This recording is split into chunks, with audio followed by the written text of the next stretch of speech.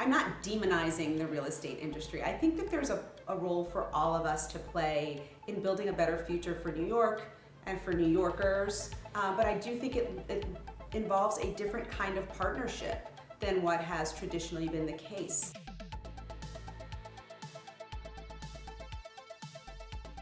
I'm Dianne Morales, and I'm a candidate for New York City Mayor.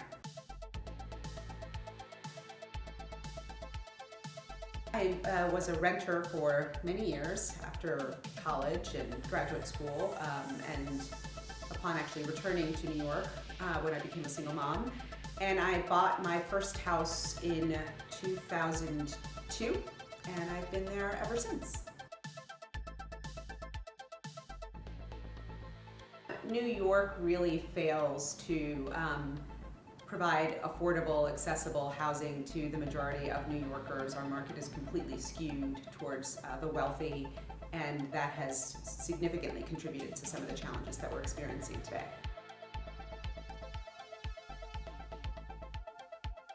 Well, I think we can actually make a choice to move towards a housing market that prioritizes our communities and New Yorkers and the needs of New Yorkers, as opposed to the way the sort of industry is framed right now, which really prioritizes profit for developers and puts them in the driver's seat, which contributes to and exacerbates issues around real affordability for New Yorkers. We have tried to incentivize developers for a long time to develop affordable housing. The reality of it is that there's not enough of it, and it's not truly affordable to New Yorkers, and developers continue to profit from New Yorkers as a result. So I think it needs to be mandated. I think the affordability needs to be redefined and really made affordable to New Yorkers at large.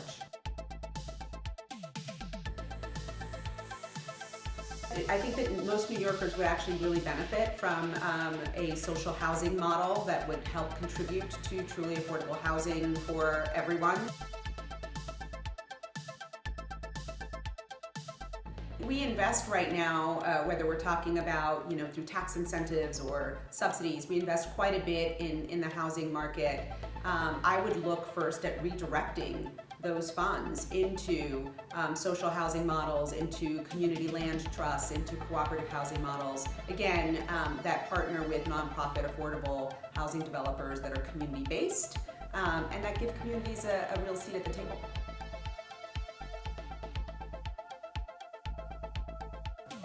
Well, there's a lot of room for improvement insofar as zoning is concerned. I think we need to dramatically reform our ULURP process and bring, right now the way it works is that deals get presented to the community kind of after they're a fait accompli, and communities then are left with sort of scrambling or scrapping for what it is they can get out of the deal, and I think it needs to be reversed. I think communities need to actually be front and center in those processes and helping to design and co-create what it is they'd like to see. I think we need to make sure that we're actually doing a balanced process, right? There's the citywide context, and we need to have, keep an eye on that, right? The distribution and the allocation of resources and assets, if you will. That needs to be sort of the ultimate driver in terms of leveling the playing field there, but communities need to have a real voice in it. So there's a balance, I think. The ultimate goal is that it is sort of community stakeholders have a critical role in it rather than something that is led by developers. I think we need to expand it further. I think that we've seen over the course of the pandemic there's so many people that are that's continue to be housing insecure. So I think expanding rent stabilization with a particular lens towards how it is that we protect our small homeowners, especially because I recognize that in Black and brown communities, home ownership is the only means towards any kind of wealth building. So I want to make sure that we're protecting those folks as well. But I think the majority of New Yorkers are renters, and we need to make sure that they are stable and secure in their housing. Not as is. I mean, I'd love to see some sort of 421A type subsidy that's being directed towards communities. That's being, that's prioritizing nonprofit affordable housing developers. That is directing and supporting expansion of community land trust or social housing. Oh, property taxes. We really need to overhaul our property tax system. I understand that there are complexities involved in doing so, but we have to recognize the inequities that exist right now in terms of, a small homeowner in Brooklyn, in a community in Brooklyn, potentially paying higher property taxes than a condo owner in Manhattan. The system's just not equitable, and it disproportionately harms and impacts some of the folks who are, most sort of fragile or most at risk, and we need to transform that.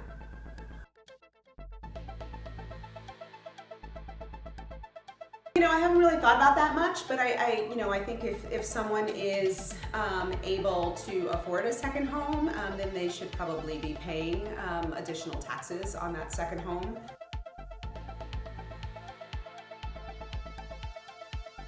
One of the things we've seen during the pandemic is that there's no incentive for certain property owners that have vacant lots or vacant properties to rent or to make them available. And so, if there's no incentive from an economic perspective for them to, make that space, to utilize that space, then I think that's a flag that they can actually probably afford to pay some sort of a vacancy tax. And I think that that's the direction we should be moving in.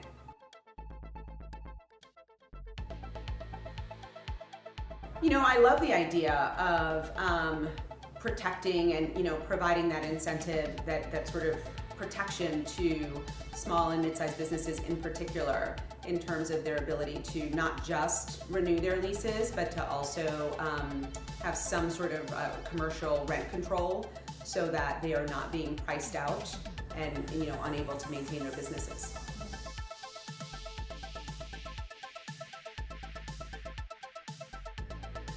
I think we need to think about limiting those requirements and streamlining the process. A cost-sharing program, potentially, something that allows for payment over time. But the idea that, tenants have to come up with a lump sum payment that is often, worth a quarter of their annual lease is unduly burdensome to people. I do think about, whether that's a split fee or whether that's something that a landlord, if they're using a broker, should be footing the bill for. I think passing those fees on 100% to the tenants just does not sit well. It does not feel quite fair.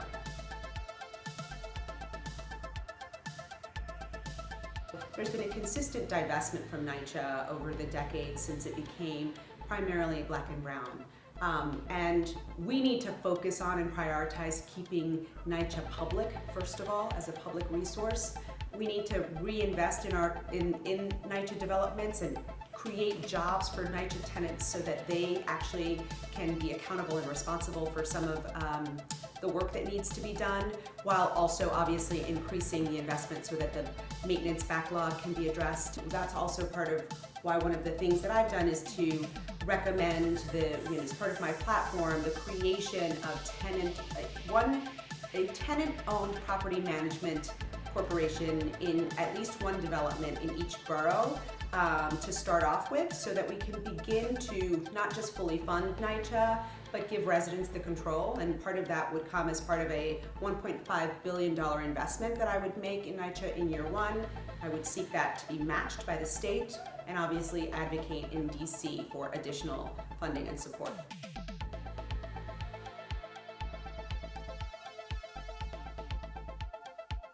It's really, I think, a question not just of enforcement, but of access to the resources and the information that tenants need in order to be able to advocate for themselves and to have the sort of support that they need from attorneys or from representatives on that side. And also, I think there's a lot of landlords that also need to be educated and understand that that is not legal and not acceptable and not something that they can get away with. It needs to be regulated, it needs to be controlled in a balanced way, and people need to be held accountable. try to save them is an interesting way of framing that question. I would say that I would have, again, involved the community and been much more responsive to the community demands around what they needed, around the concerns around displacement, around the concerns about, who in fact would be getting those jobs and what in fact the quality of those jobs might be. I think we've got to make sure that we're protecting our community members, our most vulnerable community members, no matter what we're doing in terms of development or zoning, and that would be my approach to anything new here in New York City.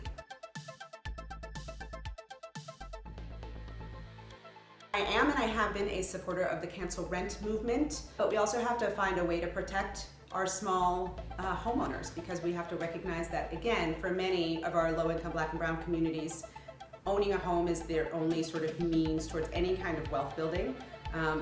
So we can't cancel the rent at the expense of small homeowners who are unable to make payments for their mortgage.